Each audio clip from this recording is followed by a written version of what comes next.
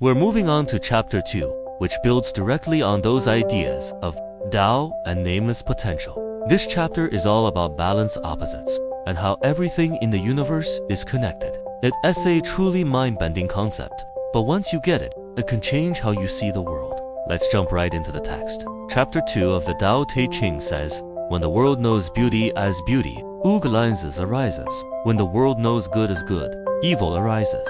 Thus being and non-being produce each other. Difficult and easy complete each other. Long and short contrast each other. High and low lean on each other. Sound and voice harmonize each other.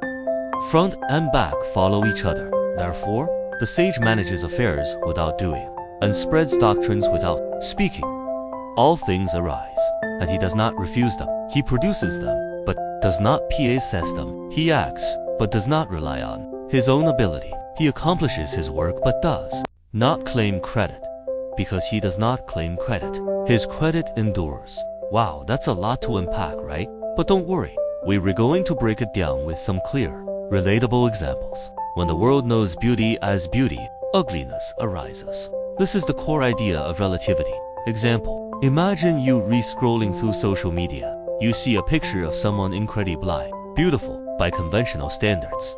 What happens immediately after that?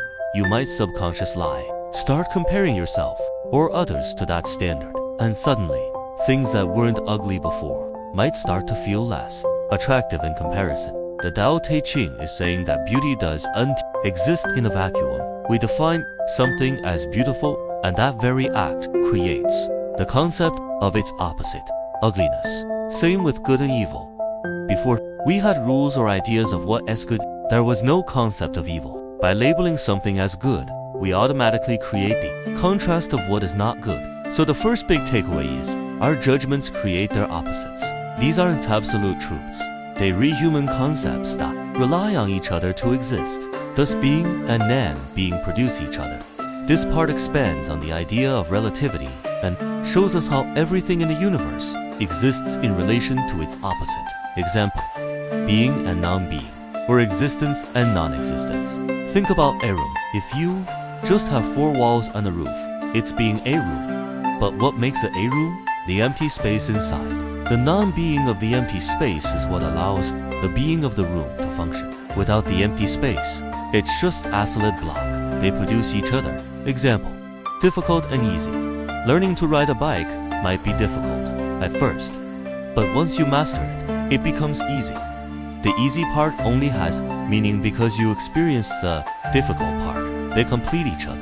Example, long and short. Is a stick long? Well, it depends on what you read. Comparing it to, compared to a pencil, it might be long. Compared to a tree, it's short.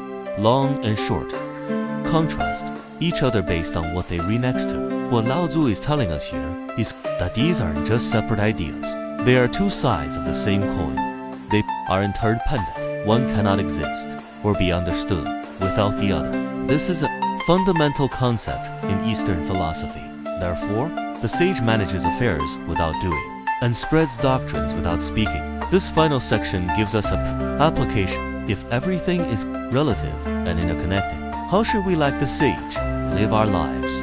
Manages affairs without doing. Wu Wei non-action. This doesn't mean doing nothing. It means acting in harmony with the natural flow of things, without forcing, without excessive effort, without trying to control everything. Example, a good gardener does untourst plants. To grow, they provide the right soil, water, and sunlight, and then they let the plant do its thing. They manage without doing by creating the right conditions and then stepping back, spreads doctrines without speaking.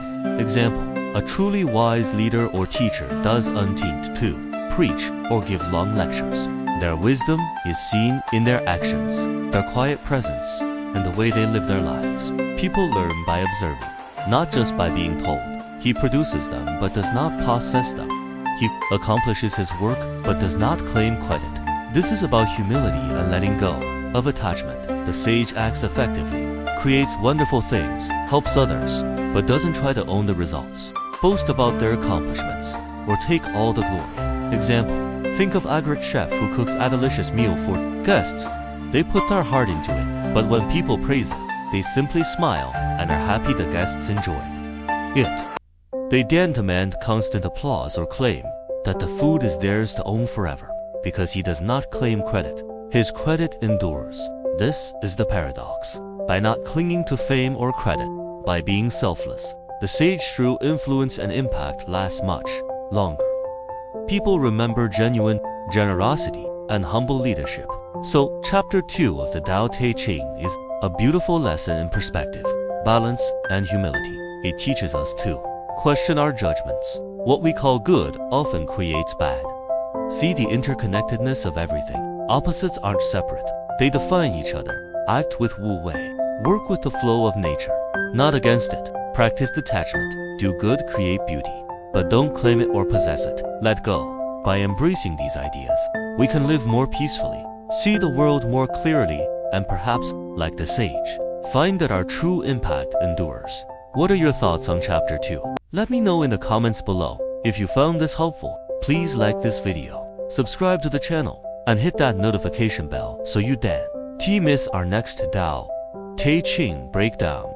Thanks for watching, and I'll see you next time.